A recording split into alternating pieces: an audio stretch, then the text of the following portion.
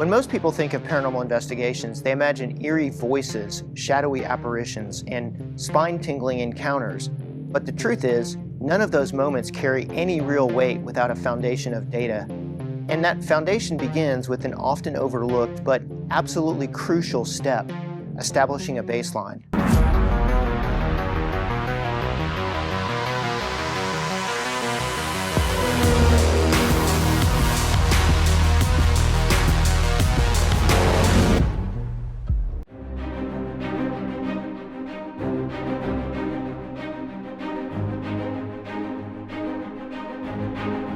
Welcome back to the channel. Have you ever questioned the world around you? Whether it's the mysteries of the paranormal or the deeper truths of existence, the unknown beckons with limitless intrigue. I'm Larry Flaxman, paranormal theorist, best-selling author, and investigator of the unexplained. On this channel, we explore the edges of science, the supernatural, and the mind-bending enigmas that challenge our understanding of reality. From spirit communication and hauntings to exploring the fabric of existence itself, this channel is your gateway to uncovering what lies beyond. Be sure to subscribe and turn on notifications. Each week, we push the boundaries of the known world with evidence, theories, and experiences that challenge conventional thinking. Think of baselines as the scientific control group of an investigation. Without them, you're operating on pure speculation. They are what separates legitimate anomalies from environmental noise. A good investigator doesn't just look for evidence, they look for patterns, correlations, and deviations from a known standard. At its core, a baseline is a complete environmental snapshot of a location before an investigation begins. It creates a reference point of sorts, so when something unusual happens, you can determine whether it's truly anomalous or just part of the normal environmental fluctuations and noise.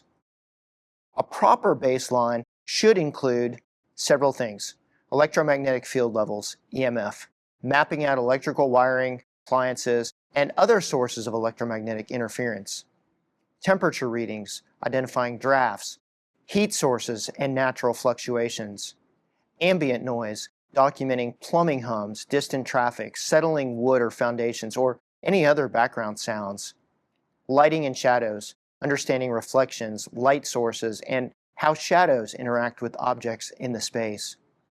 Establishing the normal conditions allow you to confidently identify when something truly abnormal or anomalous happens. You don't need a PhD in physics or even thousands of dollars in gear to establish a solid baseline, just methodology and patience. Here's how to do it right. First is survey the area. Systematically scan the environment with EMF meters, thermometers, and a simple notebook. Document readings across the entire space, identifying any consistent EMF hotspots or temperature variations that you come across. The second is tune into the environment.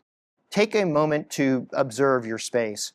Do the floorboards creak when stepped on? Is there a draft from a window or a vent? Are there echoes in certain areas? These factors are frequently mistaken for paranormal activity during an investigation, but absolutely have explainable reasons. The third is simulate potential disruptions. Move objects, turn lights on and off, open and close doors. See how the environment reacts. Many visual anomalies like shifting shadows or sudden drafts have logical explanations when you take the time to test them. Number 4, monitor changes over time. Environmental conditions aren't static. Weather shifts, building temperatures change, and electrical fluctuations can all affect a location. That's why checking your baselines throughout an investigation is just as important as establishing it in the first place. Let's get into the hard science. Many of the sensations that people interpret as paranormal have natural explanations grounded in physics, neurology, and environmental science. High EMF exposure.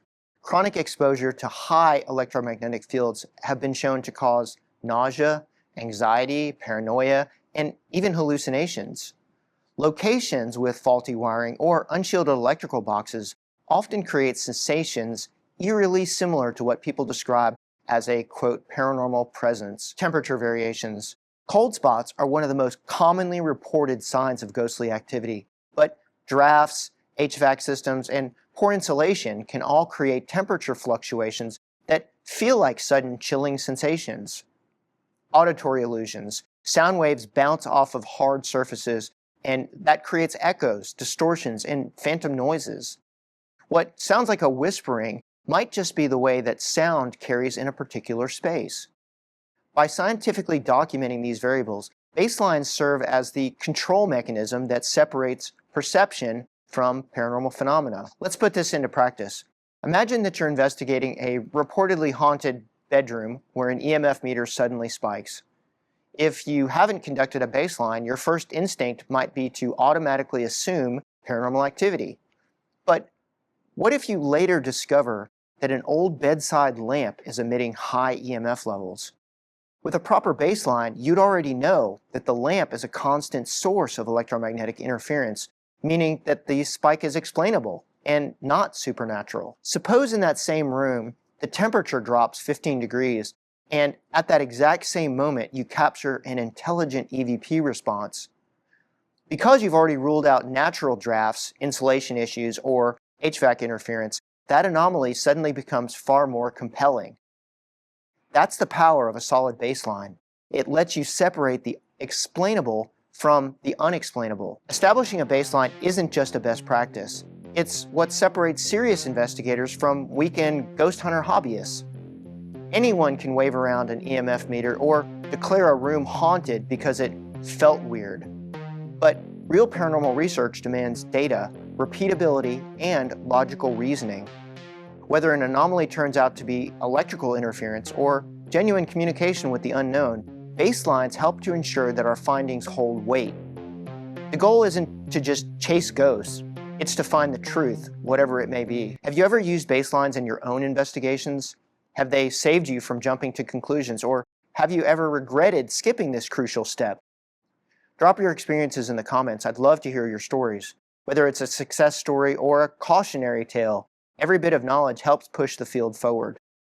Until next time, stay curious, stay skeptical, and keep questioning the world around you. See you in the next video.